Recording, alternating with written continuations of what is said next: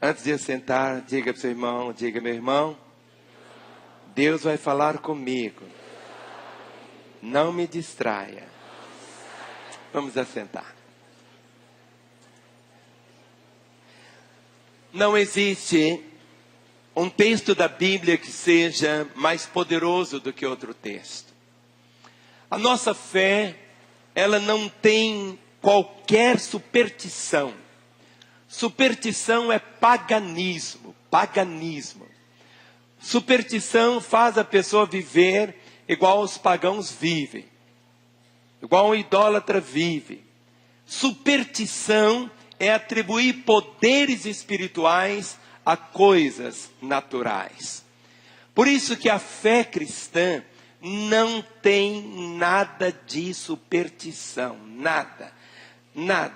Não pense você, se você tomar um copo d'água depois da oração, ele é mais poderoso, a água é mais poderosa do que antes. Não tem isso, irmãos. Não tem nada de sal grosso, sal fino. Não tem nada. Ou seja, a nossa fé, e quando você lê o Novo Testamento e toda a palavra, você percebe que não tem superstição nas Escrituras. Nós vivemos pela graça de Deus. E o que é a graça? Graça é tudo aquilo que eu preciso, mas eu não mereço. Graça é isso. É por isso que na nossa fé, ela é completamente isenta de superstição. Nós vivemos na dependência da graça de Deus. Tudo que eu recebo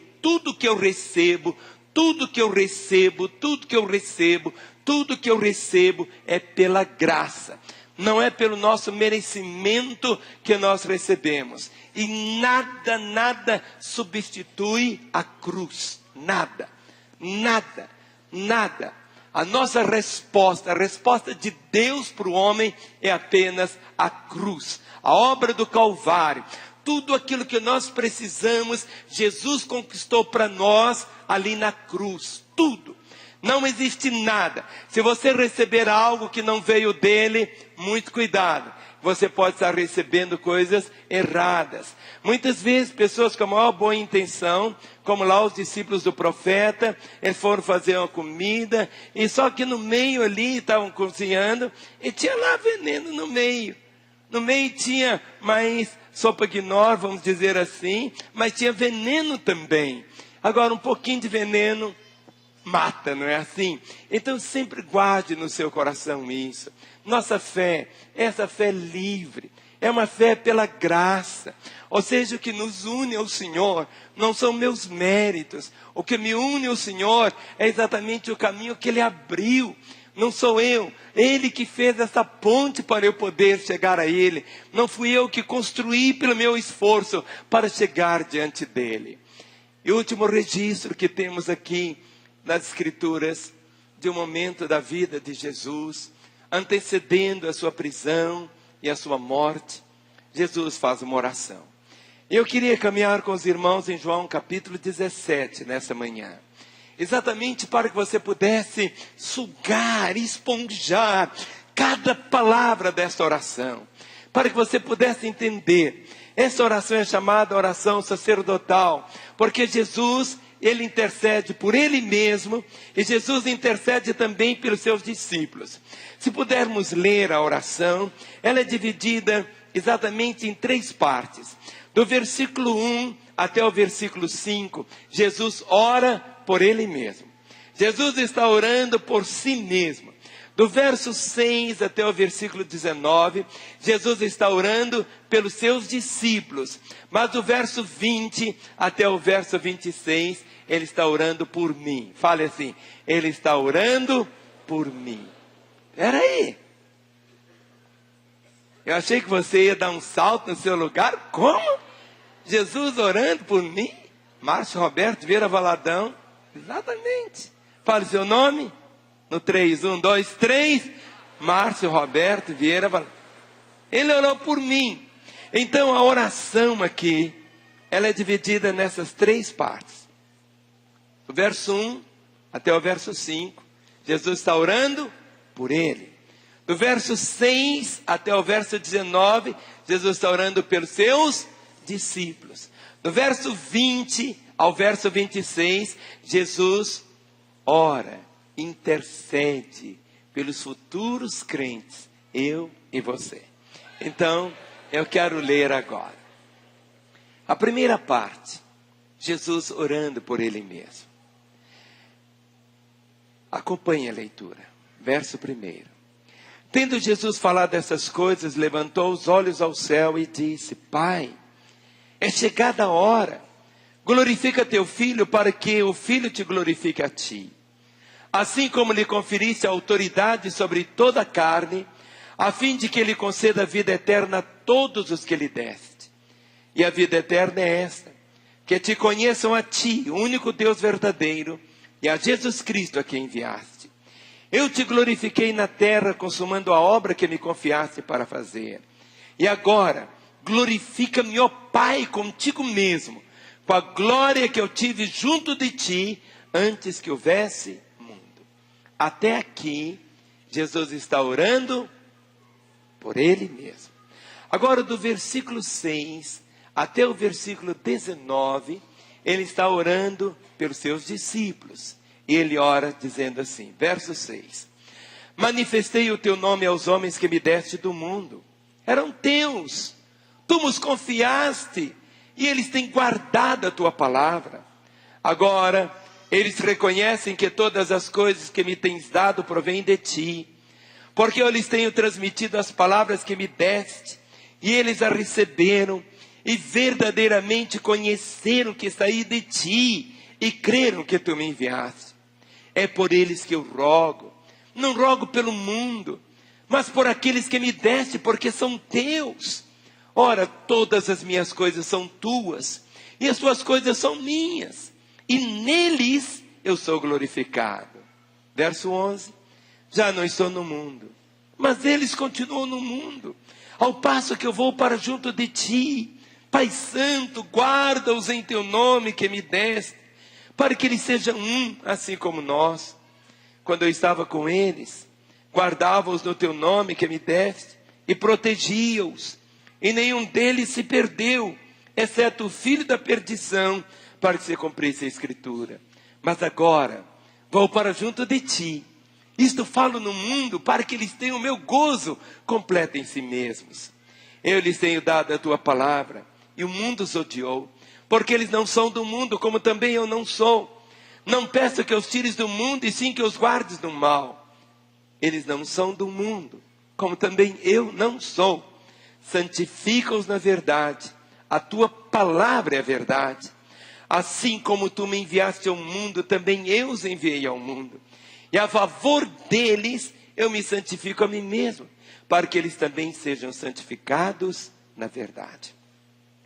Agora, do verso 20 até o verso 26, ele orou pelo irmão que está aí ao seu lado.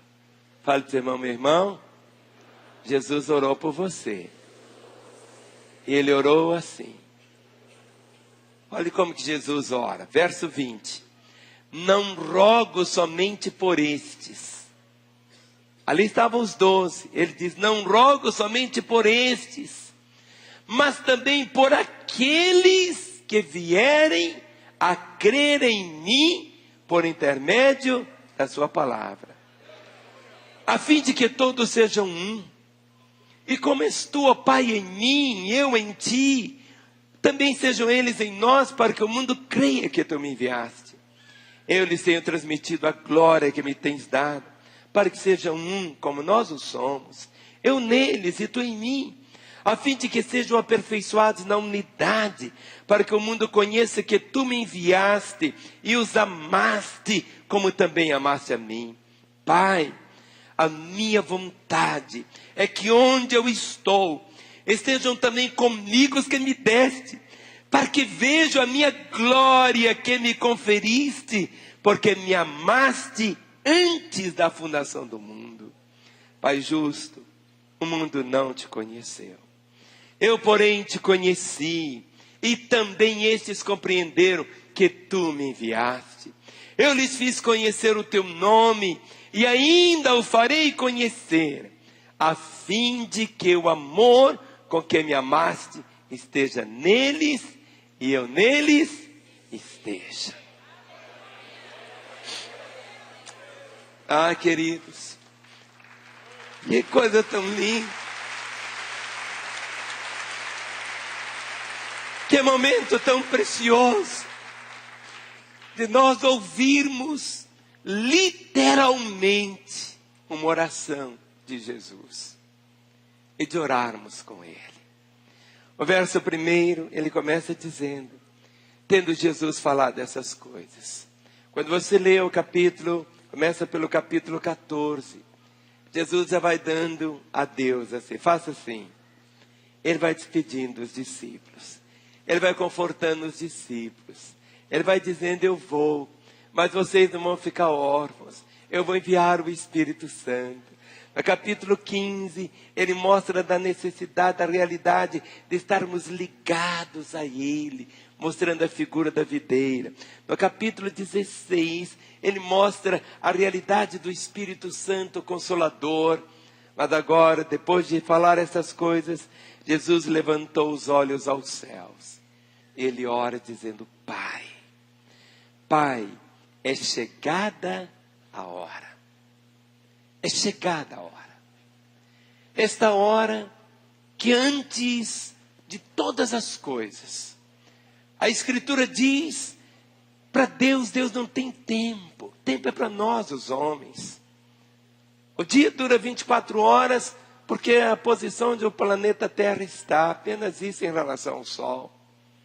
A palavra diz que Jesus foi crucificado antes da fundação do mundo. Ou seja, nós não estamos presos ao tempo, ele não está. O tempo é para nós que estamos aqui limitados. Mas Jesus fala desta hora. Aquela hora que já estava prevista antes que ele criasse os céus e a terra. Nunca houve surpresas para o Senhor. Quando você lê em Mateus capítulo 26, põe a fitinha da sua Bíblia em João 17, que não vamos ficar voltando muito para cá. Abra comigo em Mateus capítulo 26, o verso de número 18. Jesus, ele diz exatamente assim. Quando estavam os discípulos preparando a Páscoa para ele, e ele lhes respondeu, ide à cidade ter com certo homem e dizei-lhe, o mestre manda dizer, o meu tempo está próximo. Em tua casa celebrarei a Páscoa com meus discípulos. E eles fizeram como Jesus lhes ordenara e prepararam a Páscoa. Ele disse, o meu tempo está próximo.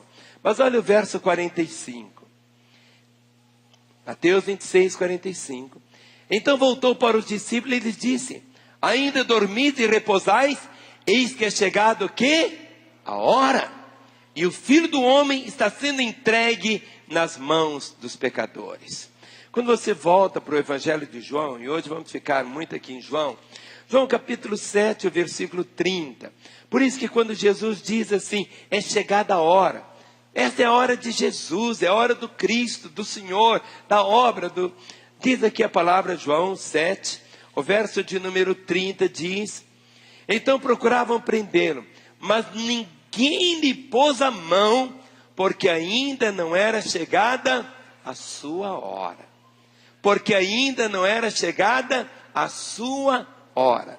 No capítulo 12, o verso 23, João 12, o verso de número 23. Respondeu-lhe Jesus, é chegada a hora de ser glorificado o Filho do Homem. Ele já vai dizendo, a minha hora não chegou, a minha hora vai chegar, minha hora é chegada. É chegado. No capítulo 13,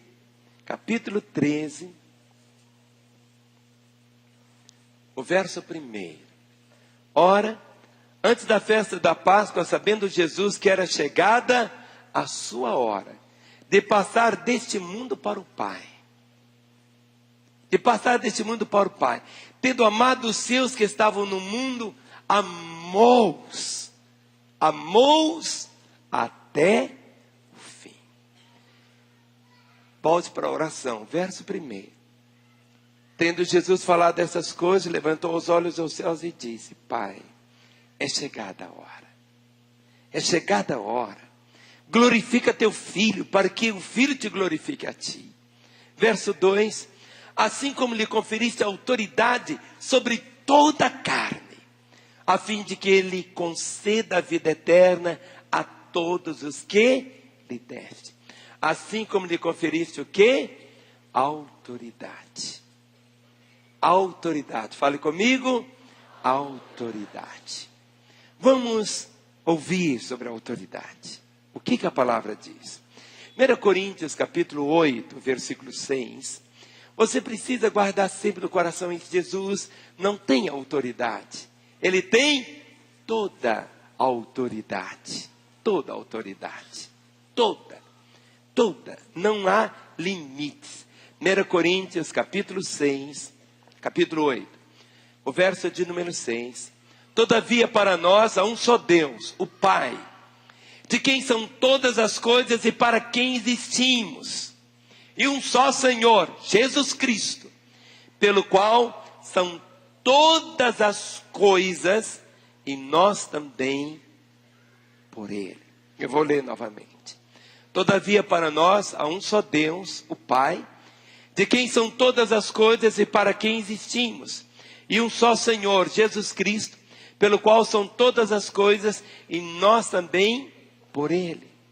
Efésios capítulo 1, o verso de número 10. Efésios capítulo 1, verso 10. De fazer convergir nele na dispensação da plenitude dos tempos todas as coisas, tanto as dos céus como as da terra. De fazer convergir nele, na dispensação da plenitude dos tempos, todas as coisas, tanto as do céu como as da terra. Olhe, observe o verso 20 até o 22. Efésios capítulo 1, verso 20 a 22. O qual exerceu ele em Cristo, ressuscitando-o dentre os mortos, e fazendo sentar à sua direita nos lugares celestiais, acima de todo principado e potestade, poder e domínio, e de todo nome que se possa referir, não só no presente século, mas também no vindouro, e pôs todas, fale comigo, todas, outra vez, todas, e pôs todas as coisas debaixo dos pés, e para ser o cabeça sobre todas as coisas, o deu à igreja, a qual é o seu corpo, a plenitude daquilo que a tudo enche em todas as coisas. Filipenses capítulo 2. Filipenses capítulo 2. Nós estamos vendo exatamente ele dizendo, assim como lhe conferisse a autoridade. Que autoridade é esta? Como que é o tamanho dessa autoridade? Assim como lhe conferisse a autoridade sobre toda a carne. E quando você lê Filipenses capítulo 2, o verso 9 diz assim: pelo que também Deus o exaltou sobremaneira. Ele deu um nome que está acima de todo nome, para que o nome de Jesus se dobre todo o joelho, nos céus, na terra e debaixo da terra, e toda língua confesse que Jesus Cristo é Senhor, para a glória de Deus Pai. Olhe como ele reconhece a autoridade em Colossenses capítulo 1, verso 17. Colossenses 1, 17. Diz assim a palavra: Ele é antes de todas as coisas. Nele tudo subsiste. Nele tudo subsiste. Olha a maneira linda, gloriosa de Hebreus capítulo 2, o verso 8. Hebreus capítulo 2, o verso de número 8. Olhe para os seus pés. Olhe para ele. A igreja é o corpo de Cristo, sim. Mas olha essa posição de autoridade dele. Quando ele diz, toda autoridade me foi dada. A nossa autoridade é essa autoridade delegada por ele, em nós. Diz assim, Hebreus 2,8. Todas as coisas sujeitastes debaixo dos seus pés. Ora, desde que se lhe sujeitou todas as coisas, nada deixou fora do seu domínio. Fale comigo. Nada deixou fora do seu domínio. Outra vez, nada deixou fora do seu domínio. Outra vez, nada deixou fora do seu domínio. Seu coração, filho, precisa entender viver essa realidade. Nada, nada, nada ficou fora do domínio de Jesus. Ele não tem autoridade, ele tem toda. Por isso, de uma forma clara, olha como a Escritura afirma aqui, Hebreus 2:8, todas as coisas sujeitadas debaixo dos seus pés. Ora, desde que ele sujeitou todas as coisas, nada deixou fora do seu domínio. Agora, porém, ainda não vemos todas as coisas a ele sujeitas. Você vê ainda, boa parte do mundo sujeitou a ele ainda. Por isso que nós pregamos o Evangelho. Evangelho são as boas notícias. Nós não estamos levando as pessoas simplesmente para mudar de religião. Não é. Não é uma mudança na cabeça. É de domínio. E a vontade do Senhor, a palavra diz que nós somos cooperadores de Deus. Ou seja, quando nós vemos a nossa cidade, e este sonho, uma proposta de vermos Belo Horizonte, uma cidade aos pés do Senhor, para que o domínio do Senhor seja reconhecido. Agora, porém, hoje, nesse dia, 25 de agosto de 2013, agora, porém, ainda não vemos. Ele não diz simplesmente que nós não vemos, ele diz ainda. Muitas vezes nós fazemos do ainda uma declaração final. Ainda é aquilo que vai acontecer, querido. Ainda é aquilo que vai acontecer. E nós temos aprendido que você precisa usar as palavras corretas. Você nunca pode dizer assim, meu marido não é salvo. Você falando isso, meu marido não é salvo, você está fazendo uma declaração de incredulidade. Mas quando você diz assim, meu marido ainda não é salvo, você colocou o ainda, encharcou esse ainda de fé, de esperança, de certeza. Quando você vai orar por uma pessoa enferma, você pode dizer assim, ele não é curado, ele não foi curado. Mas é tão diferente quando você ora e diz assim, ele ainda não foi curado. É diferente. Sempre você tem que colocar esse ainda é aquilo que vai chegar. Agora, porém, ainda não vemos todas as coisas a ele ainda sujeitas. Quando você vê o mundo que odeia o Senhor, quando você vê os meios de comunicação zombando e humilhando nosso Senhor, esse ainda vai chegar. E é por isso que vivemos, irmãos. Por isso que vivemos. 1 Pedro, capítulo 3. 1 Pedro, capítulo 3. O verso de número 22.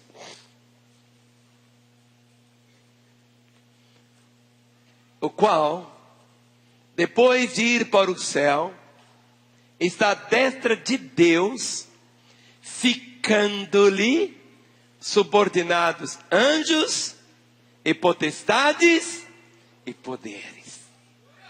Por isso, voltando aqui para João 17, verso 3. Assim como lhe conferiste autoridade sobre toda a carne, a fim de que ele conceda vida eterna a todos os que lhe deste. João 17, verso 3. Diz assim, e a vida eterna é esta, que te conheçam a ti, único Deus verdadeiro, e a Jesus Cristo, a quem enviaste. Olhe para mim. Muitas vezes as pessoas imaginam que vida eterna é aquela vida que você vê vida eterna como quantidade. Mas vida eterna não é uma questão de quantidade, é de qualidade. Vida eterna não é quantidade. Não é quantidade, é qualidade. Quem está aí? Vida eterna não é quantidade, é qualidade. E ela começa aqui. Ela começa aqui. E a vida eterna é esta, que te conheço a ti, o único Deus verdadeiro, e a Jesus Cristo, a quem enviaste. A vida eterna é conhecimento. A vida eterna é esse relacionamento com Ele. Com Ele. Conhecer o Senhor é ter essa intimidade com Ele. É os dois passarem a serem um. No Velho Testamento, quando você vê um casal, logo depois da cerimônia de casamento, diz assim, eles se conheceram. E os dois passaram a ser um. E ele chama isso até de um mistério. Quando os dois passam a ser um. A vida eterna é essa, que te conheçam a ti. Queridos, um dia, todos nós vamos passar. Aqui não é a nossa morada permanente. Nem esse corpo bonito que vocês olham agora. Esse corpo vai definhando. Vai definhando. Benjamin, um dia desse, olhou para mim e falou assim, vovô, você está tão velhinho. O corpo aí, ele tem um limite. Tem um limite. A da vida eterna não é essa quantidade. É uma qualidade. É esse conhecer o Senhor. É por isso que quando uma pessoa vem para Jesus, a primeira coisa que desaparece dela, por incrível, é o medo da morte. A morte não faz careta. Aqueles que têm o Senhor, ele tem uma compreensão que ele está aqui, mas ele não é daqui. E a vida eterna é essa, que te conheça. É por isso que nós aqui em Lagoinha, todo o nosso sonho, o sonho de Deus, é levar você a ficar mais apaixonado por Jesus. É você ter essa compreensão. Muitos hoje acham que a vida eterna, é você ter 8 apartamentos, 19 caminhões, e ter isso, ter aquilo. Não é isso, querido. Você pode ter 50 caminhões, não tem problema nenhum, não. Mas a vida eterna é outra realidade. A vida eterna independe de coisas. A vida eterna é este relacionamento, é esta compreensão, meu irmão. É por isso que quando isso penetra no coração do povo de Deus, ninguém segura. Avivamento vem por essa revelação que a vida é Cristo, que o viver é Cristo e o morrer é ganho. A vida, avivamento, é você viver tão desinstalado, sabe? Tão desinstalado, tão solto, onde você às 24 horas vive experimentando, desfrutando dessa verdade. Não significa que você tem que virar um ermitão, entrar para um monastério, nada disso. É vivendo, mas vivendo e desfrutando desta realidade. E a vida eterna é essa, que te conheçam. Te conheçam a ti, o único Deus verdadeiro, e a Jesus Cristo, a quem enviaste. Mas olha o versículo 4. Ele diz, eu te glorifiquei na terra, consumando a obra que me confiaste para fazer. Muitas pessoas têm o hábito de ficar assim, glória a Deus, glória a Deus, glória a Deus, glória a Deus. Eu lembro da história de um soldado que ficava olhando para o general dele, dizendo assim, glória ao meu general, glória ao meu general, glória ao meu general. O general estava enfarado daquilo e disse, olha filho, lute pela vitória, assim você vai trazer glória ao general. Não é o som, não é o som. Eu te glorifiquei na terra, consumando a obra que me deste para fazer. Tem muita gente que fica assim, glória a Deus, glória a Deus. Mas você olha a vida dele, é só gogó, é só som. É a vida que você vai manifestar a glória de Deus. Nossos irmãos que são surdos, eles nunca conseguem falar glória a Deus. Mas a vida deles, diz assim, eu te glorifiquei na terra, consumando a obra que me confiaste para fazer. Quantos aqui são casados? Levante a mão. Sua obra, meu irmão,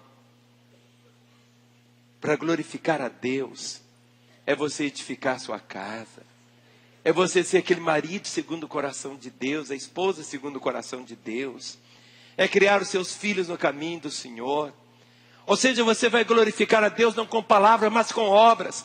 Consumando a obra que me confiaste para fazer.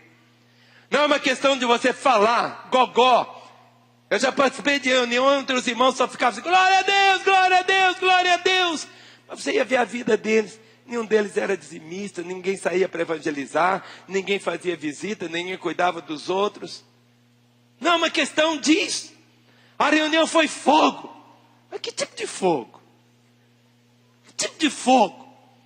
Esse fogo, meu irmão, aquele que traz alegria ao coração do Senhor. Hoje nós cantamos e o texto diz, ele vai ver o fruto do penoso trabalho da sua alma e vai se alegrar. Nós praticamos obras, boas obras, não para sermos salvos. Praticamos boas obras porque somos salvos. A laranjeira, ela produz laranjas, não é para ser laranjeira, mas ela produz laranjas porque ela é laranjeira. Quando a pessoa converte, ela recebe Jesus. E a última frase aqui desta oração termina dizendo, eu lhes fiz conhecer o teu nome e ainda o farei conhecer, a fim de que o amor com que amaste esteja neles e eu neles esteja. Eu neles esteja. Eu neles esteja. Cristão não é o que é da religião de Cristo. Nós vivemos num país que foi cristianizado. O nosso país não foi evangelizado. Você não vai encontrar uma pessoa aqui em Belo Horizonte que nunca ouviu falar de Jesus. Porque tem Natal, tem Semana Santa, tem tantas... A pessoa não pode... Todo mundo já ouviu falar. Há uma diferença muito grande entre ter Jesus simplesmente como conceito e tê-lo realmente na vida. Quando ele diz, exatamente, te glorifiquei na terra, consumando a obra que me confiaste para fazer. Jesus dizendo, eu te glorifiquei na terra, consumando a obra. Abra comigo em João capítulo 13, volte um pouquinho. João capítulo 13, verso 31 e 32. Quando Jesus vai realizar a obra da cruz, quando ele saiu, disse Jesus, agora foi glorificado o Filho do Homem, e Deus foi glorificado nele. Se Deus foi glorificado nele, também Deus o glorificará nele mesmo, e glorificá-lo-á imediatamente. Ele estava falando a respeito da cruz. Jesus veio, ele ia glorificar o Pai, exatamente assumindo nossas dores, nossos pecados, nossas enfermidades. Aquele que não conheceu o pecado, se faria pecado por nós, para que nele nós fôssemos feitos justiça de Deus aqui na terra. Quando você lê esse texto, olha no João 14, versículo 13. Jesus está orando por ele mesmo aqui, no verso 13. E tudo quanto pedides em meu nome os farei, a fim de que o Pai seja glorificado no Filho. Faça assim com a mão. Sabe o que o Pai quer? Isso aí. É que tudo que você fizer, filho, que você glorifique a Ele, sabe? É isso, olha o que Ele está dizendo assim. Em verdade, e tudo quanto pedidos em meu nome os farei, a fim de que o Pai seja glorificado no Filho. Tudo, Ele diz, e tudo quanto pedidos em meu nome, isto farei, a fim de que o Pai seja glorificado aonde? No Filho. É como se ele fizesse assim, vai filho, vai orar por aquele enfermo, expulsa aquele demônio, traga harmonia àquela casa, vá naquele presídio, vá naquele hospital, vá visitar aquele seu vizinho, vai para aquele lugar, vai meu filho, vai, e tudo quanto pedis em meu nome. Ele não diz assim, vou pensar, vou pensar, talvez. Não. Ele diz, isso farei. Com um único objetivo, querido. Jesus. A fim de que o Pai seja glorificado no Filho. A fim de que o Pai seja glorificado no Filho. Pedro expressa isso de uma forma tão linda. 1 Pedro, capítulo 4, verso de número 11. 1 Pedro, capítulo 4, o verso de número 11. 1 Pedro 4, 11. Diz, se alguém fale de acordo com os oráculos de Deus. Se alguém serve, façam na força que Deus supre, para que em todas as coisas seja Deus glorificado por meio de Jesus Cristo, a quem pertence a glória e o domínio pelos séculos dos séculos. Amém. Você pode dar um aplauso para Ele. Essa é a verdade.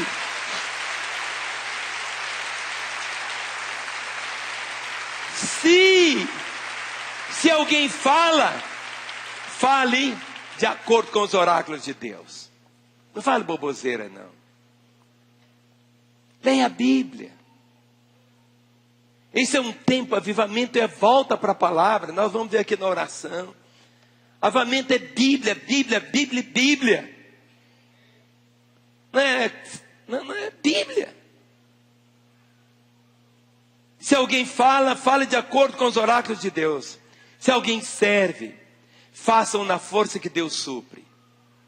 Ou seja, você vai, muitas vezes tem pessoas que dizem, eu não tenho condição de fazer. Eu não vou conseguir. Eu não tenho forças para isso. Eu não tenho dinheiro para aquilo. Eu não tenho idade para aquilo. Diz aqui a palavra como, se alguém serve, façam na força que Deus supre. Não é porque eu tenho que eu vou fazer. É porque eu não tenho, é que Deus vai me capacitar para fazer. Sabe, nossa fé é uma fé espiritual. Fé é você chamar a existência as coisas que não são como se já fossem. Fé não é você ter. Fé é você não ter e fazer. Diz aqui, se alguém serve, façam na força que Deus supre. Para que em todas as coisas seja Deus o quê? Glorificado. Por meio de Jesus Cristo, a quem pertence a glória e o domínio pelos séculos dos séculos. Amém. E o verso 5. Vamos lá para João 17. O verso 5.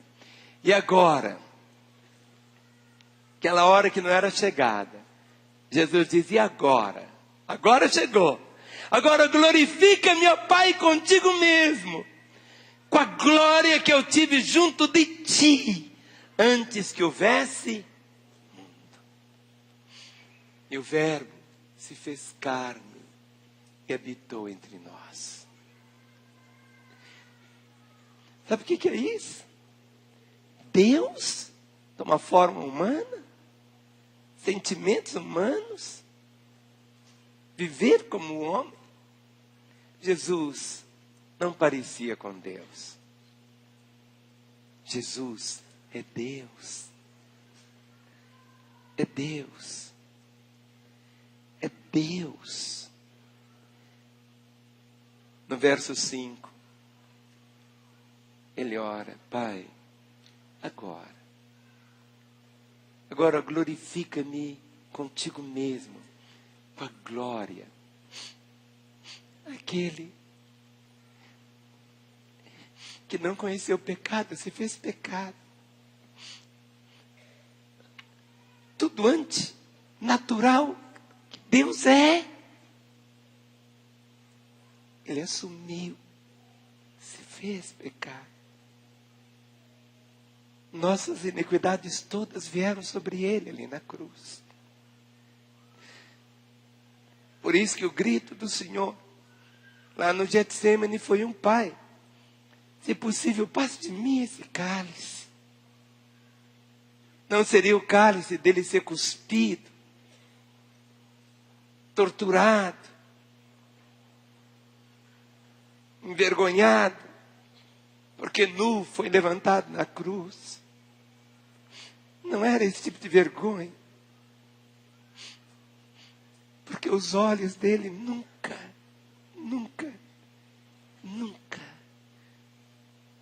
mas a Escritura diz que Deus não contempla o pecado. No momento quando Jesus assume, Deus volta o rosto, não olha. E a cena foi tão terrível que todas as luzes apagaram. Era meio-dia. Daqui 12 minutos é meio-dia. Meio-dia é quando o sol está no seu zênite. Você olha, não tem sombra nenhuma. A maior intensidade de luz é o meio-dia. Exatamente ao meio-dia, Deus apagou tudo. Veio uma escuridão, mas uma escuridão quase que palpável. Ninguém conseguia ver absolutamente nada. Do meio-dia até as 3 horas da tarde. Só escuridão. Só escuridão. Só escuridão. Até o momento quando ele diz, está consumado. E entrega o seu espírito. Naquela hora a luz volta. A obra tinha sido consumada.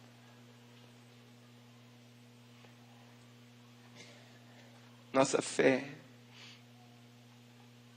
exatamente essa fé, queridos. O verso 6, abra comigo, João, capítulo 17. O verso 6 diz, ele ora agora pelos seus discípulos. Ele manifestei o teu nome aos homens que me deste do mundo. Eram teus, tu me confiaste, tu nos confiaste. E eles têm guardado a tua palavra. E eles têm guardado a tua palavra. E hoje eu quero parar aqui no versículo 6. Nessa expressão. E eles têm guardado a tua palavra. Tem gente que guarda a Bíblia. Tem gente que faz superstição da Bíblia. Tem gente que quando vai viajar, a mulher fala assim, ó, põe a Bíblia aí dentro da sua mala para te proteger. Isso é superstição.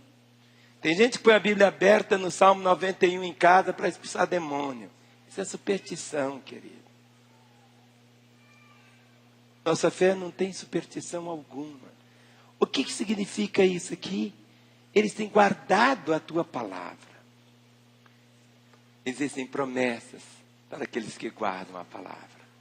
A primeira promessa é essa de vida eterna. Olha João 8, verso 51. Nós lemos, mas vamos voltar. João 8, 51. Guardar a palavra. Ele diz, em verdade vos digo, se alguém guardar a minha palavra, não verá a morte eternamente. Sabe o que é morte? Morte é separação. Existem 3 níveis de morte. A morte física, a morte espiritual e a morte eterna. A morte física, todos nós vamos passar por ela. A não ser que venha o arrebatamento. A morte física um dia, todos vão. Olha para o seu irmão e diga, meu irmão, é uma boa e má notícia. Um dia eu vou partir. Se não houver o arrebatamento.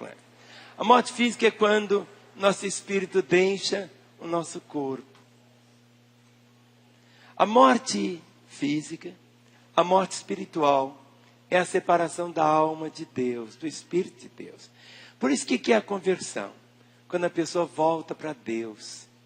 Naquele momento ele estava separado de Deus, morto. Por isso diz a palavra, ele vos deu vida, estando vós mortos em vossos delitos e pecados. Quando a pessoa converte, ele recebe a vida de Deus. Ele tem a vida agora. Mas a morte eterna é para aquele que tem a morte espiritual, mas não aceitou Jesus. Então ele vai ter essa morte essa separação eterna de Deus, que é exatamente a morte espiritual. Quando ele diz aqui exatamente isso, em verdade vos digo, se alguém guardar a minha palavra, não verá a morte eternamente. Em João 14, verso 15 e 16, quando Jesus falava da sua partida, aí vai entrar agora o personagem mais glorioso também, que é igual ao Senhor. Ou seja, na Trindade não existe. A Trindade é a tríplice maneira de Deus ser. Deus é Pai, o Filho e o Espírito Santo. Mas aqui, em João 14, verso 15 e 16, ele diz assim: se me pedires alguma coisa em meu nome, eu farei. Se me amais, guardareis o quê? Os meus mandamentos. Se me pedires alguma coisa em meu nome, ele diz o quê? Eu farei. Se me amais, ele diz o quê? Guardareis os meus mandamentos. Não adianta, a expressão do nosso amor ao Senhor é guardar os mandamentos dele. Ninguém pode dizer eu amo Jesus e não guarda os mandamentos dele. A expressão do nosso amor para com ele é guardar os mandamentos dele. Em João 14, o verso de número 23. João 14, 23. Respondeu Jesus: se alguém me ama, o que vai acontecer? Guardará a minha palavra. E meu Pai o amará. E viremos para ele e faremos o quê? Nele morada. Nele morada. Guardar. Se alguém me ama, guardará a minha palavra. Não é guardar o livro não, porque tem gente que a Bíblia dele fica velhinha, mas quando você abre, sabe, Bíblia de crente, não pode durar muito não. Você conhece as pessoas até, você está com a Bíblia já há 30 anos, ou ele tem muito cuidado até de ler, mas não é o livro, é a palavra. Entenda isso. Se alguém, ele diz, se alguém me ama, guardará a minha palavra, e meu Pai o amará, e viremos para ele e faremos o quê? Nele morada. 1 João, capítulo 2, verso 3. 1 João, capítulo 2, o verso de número 3. Se você conhece o Senhor e não conhecer a palavra, não existe isso. Ele diz assim: ora, sabemos que o temos conhecido por isso. Sabemos que o temos conhecido por isso, se guardamos os seus mandamentos. Em Apocalipse, capítulo 3, o verso de número 8. Apocalipse, capítulo 3, o verso de número 8. Guardar a palavra. Conheça as suas obras. Eis que tenho posto diante de ti uma porta aberta, a qual ninguém pode fechar. Que tens pouca força, entretanto, guardaste a minha palavra e não negaste o meu nome. Vamos ficar em pé, queridos.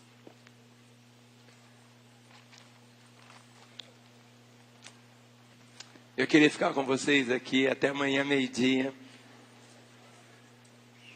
E eu poderia ficar aqui um ano inteiro. E nós não queríamos esgotar. Mas eu queria que você abrisse sua Bíblia. E vamos ler. Até chegamos no versículo 6. Vamos ler juntos, todos juntos. João 17, de 1 a 6. Vamos ler juntos? Tendo Jesus falado essas coisas, levantou os olhos ao céu e disse: Pai, é chegada a hora. Glorifica teu Filho, para que o Filho te glorifique a ti. Assim como lhe conferiste autoridade sobre toda a carne, a fim de que ele conceda a vida eterna a todos os que lhe deste. E a vida eterna é esta: que te conheçam a ti, o único Deus verdadeiro, e a Jesus Cristo, a quem enviaste. Eu te glorifiquei na terra, consumando a obra que me confiaste para fazer. E agora, glorifica-me, ó Pai, contigo mesmo, com a glória que eu tive junto de ti, antes que houvesse mundo. Manifestei o teu nome aos homens que me deste do mundo. Eram teus, tu me confiastes, e eles têm guardado a tua palavra. Levante a sua Bíblia. Eles têm guardado a tua palavra. Eu gostaria de pedir a você algo, meu irmão. Que essa semana, até o próximo domingo, que você lesse pelo menos uma vez no dia, João 17. Leia. Eu não vou pedir para você fazer um compromisso e no meio do caminho você se esquecer. Leia, por favor. Abençoe a você mesmo e abençoe a sua igreja. Porque quanto mais você é abençoado, mais você abençoa a igreja. Leia João 17. Amanhã, segunda, terça, quarta, quinta, sexta, sábado. No domingo, nós vamos continuar. Houve um homem, chamava-se Moody. E ele escreveu na Bíblia dele uma frase dizendo assim: ou este livro me separa do pecado, ou o pecado me separa deste livro. Ou este livro me separa do pecado, ou o pecado me separa desse livro. Quanto mais você pautar a sua vida pela palavra, mais a vida de Deus vai se manifestar em você. A sua rendição é a palavra. E conhecereis a verdade. E ela vai libertar. Qual é a verdade que liberta? É a que eu conheço. Põe sua Bíblia no banco. Dê a mão ao irmão que está aí ao seu lado. Dê as mãos pelo corredor para ninguém sair. Igreja, olhe para mim. Nesta manhã Deus começou a plantar no seu coração verdades espirituais. É o momento de você avaliar muito a sua caminhada com o Senhor. E essa caminhada com Ele, essa jornada, cada dia com Ele é melhor do que o dia anterior. Cada dia com Ele é tanta surpresa. Ele nos surpreende. Ele nos surpreende. Cada dia. Surpreende com a sua bondade, com a sua misericórdia. O fato de você estar vivo cada dia é uma surpresa do Senhor. Aquilo que seus olhos nunca viram, aquilo que seus ouvidos nunca ouviram. A palavra diz é o que Ele tem preparado para aqueles que o amam. Mas não é preparado depois da morte não, querido. Depois da morte todo mundo vai ficar todo mundo igualzinho, sabe? Todo mundo lá é igual. Todo mundo lá é igual. Mas aqui, nós podemos viver aqui o que Paulo viveu. Por isso ele diz: sede meus imitadores, como eu sou de Cristo. A nossa caminhada é essa paixão pelo Senhor, esta vida com Ele. Levante a mão do seu irmão. Pai, pela fé, Senhor, tenho plantado no coração dos teus filhos, Senhor, a tua palavra. Eu deixo, Senhor, esta semente aos cuidados do teu Santo Espírito, Senhor. Ó Deus, para que essa semente possa florescer, Senhor. E florescer de uma forma tão intensa, tão gloriosa, para que cada um possa realmente experimentar o que o Senhor disse nessa oração clamando: eu lhes fiz conhecer o teu nome, e ainda o farei conhecer. Já temos conhecido tão pouco do Senhor, mas queremos conhecer-te mais, Senhor, a fim de que o amor com que me amastes esteja neles. Queremos experimentar aqui na terra, Senhor, no nosso dia a dia, esta promessa do Senhor, esta oração que o Senhor fez, a fim de que o amor com que me amaste esteja neles, e eu neles esteja. Senhor, comece, Pai, algo tão glorioso e celestial na história dos teus filhos, Pai. a compreensão da vida do Senhor na nossa própria vida. E agora, Pai, aqueles que estão conosco, que ainda não ouviram o Teu chamado e se renderam a Ele, que nesta hora assim possam fazer.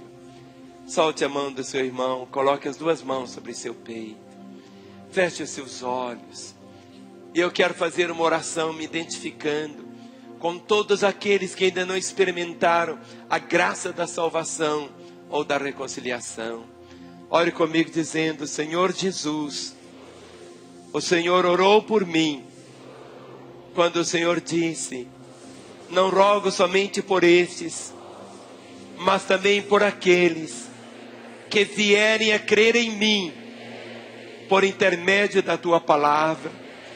E eu tenho ouvido que o Senhor morreu na cruz em meu lugar, e eu tomo posse desta salvação.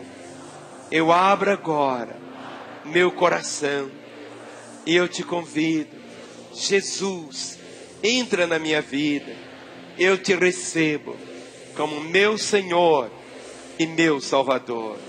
E eu, Jesus, que um dia andei contigo, mas me afastei, mas o Senhor tem orado por mim, para que eu pudesse voltar aos teus caminhos. Então, nesta hora, eu quero voltar. Eu preciso voltar. Senhor, quebra as correntes agora, que como um pródigo, eu volto para a tua casa. Continue com seus olhos fechados. E eu quero fazer uma oração sozinho agora. Você não vai repetir esta oração. Eu quero orar por você que pela primeira vez orou dizendo: Jesus, entra na minha vida. Jesus, eu te recebo como meu Senhor e Salvador. Ou você que estava afastado, desviado dos caminhos dele, volta para ele. Para que eu ore, eu peço que você levante bem alto uma das suas mãos, sem constrangimento algum. Você que hoje entrega a sua vida a Jesus, você que volta aos caminhos dele, levante bem alto. Agora, em nome de Jesus, eu vou pedir que ninguém dê um passo agora. Pare onde você está. Porque eu peço agora que todos vocês que levantaram as mãos, deixem seus lugares e venham até aqui à frente. Eu quero orar por vocês agora. Eu quero pedir a todos os salvos: olhe para a pessoa que está ao seu lado, pergunte para ela como está a sua vida com Deus. Como está a sua vida com Deus? Então fale com ela: você precisa de Jesus, precisa voltar aos caminhos dele. Você que levantou a sua mão, ou você que não levantou, esta é a hora de Deus para você. Deixe o seu lugar e venha. Esse é o momento dos céus para essas vidas. Tudo será diferente. Tudo. Venha. Seja um homem ou uma mulher, um jovem ou uma criança, não importa. Você que está aí na sua casa, esse é o momento de Deus para você também. Você sabe que Jesus é o Salvador, você sabe o quanto Ele te ama, mas é preciso que você tome essa decisão, que você diga: Jesus, entre na minha vida. Se eu me arrependo dos meus pecados, eu volto para o Senhor. Porque você que um dia andou nos caminhos dele, quem sabe até pregou a palavra, e hoje está longe, é a hora da sua volta. É o momento de você correr para os braços dele, na certeza do perdão. Um telefone está aí ao seu dispor agora. Estamos aqui em Belo Horizonte. O código do telefone aqui é 31. E o nosso telefone é 3429-9550. 3429-9550. Ligue agora. Tudo será tão diferente. Nesse gesto de fé, tome posse da vida eterna.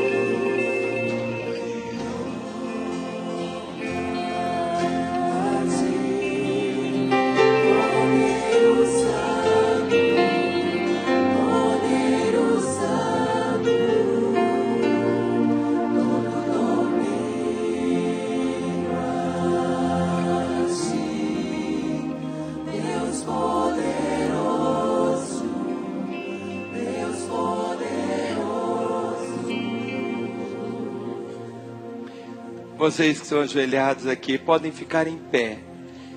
Chega aqui bem próximo de mim.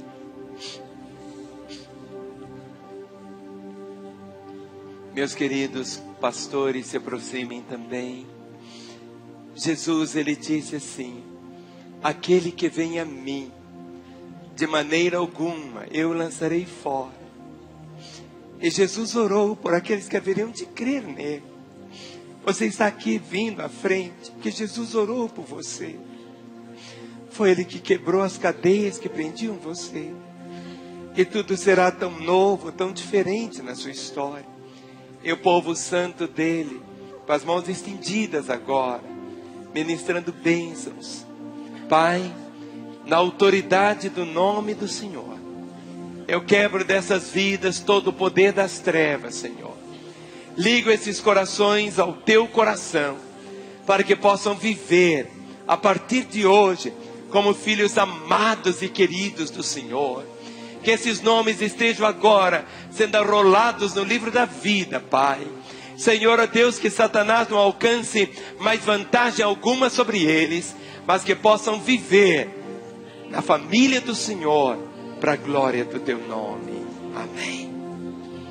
Vocês que estão aqui, Jesus disse que no momento quando você abriu o coração, quando você o convidou para entrar na sua vida, ele entrou e nunca mais vai sair. Chega aqui perto de mim. Hoje você vem para uma família meiga, amorosa, uma família que você pode contar com ela. E eu quero que você conheça a sua nova família a partir de hoje. Eu vou contar até 3. Quando eu falar 3, eu vou pedir que você vire para você conhecer sua nova família. 1, 2, 3. Vire agora. Ó, é a sua família. É a sua família. Esta é a sua nova família. É a sua nova família. Te abençoo, te abençoo, te abençoo, te abençoo, precioso, precioso. Bem-vindo à família de Deus. Te abençoo, te abençoo, te abençoo. Bem-vindo à família de Deus. Nunca mais deixe a família dele. Bem-vindo, bem-vindo. Vamos aplaudi-los. Bem-vindos à família de Deus. Aleluia. Olhem para cá de novo. Eu vou conduzi-los até uma sala à minha esquerda. E vocês terão ali um momento que vai ser uma surpresa para vocês agora. Então eu vou pedir que vocês desçam rapidamente. É um minutinho só. Pode descer para chegar até lá, para vocês terem essa surpresa. Igreja, dê a mão ao irmão que está ao seu lado. Levante bem alto a mão dele. E diga: meu irmão, que privilégio eu tenho de ter você como meu irmão. Eu te abençoo para que essa semana seja a melhor semana da sua vida. Nesta semana nós vamos terminar o mês de agosto. Eu oro para que você possa viver o restinho desse mês, agosto de Deus, fazendo a vontade dele, amando mais e mais. Valorize, meu irmão, tudo que Deus tem para você. Ame a igreja com alegria. Faça a vontade do Senhor e você vai contemplar a maior alegria do universo, dizendo: eu e a minha casa serviremos ao Senhor. Amém. Os pastores da igreja estão aqui à disposição dos irmãos. Se você ainda precisar conversar ou precisar de uma oração, eles estão aqui para abençoar você. Vá na paz, vá na graça.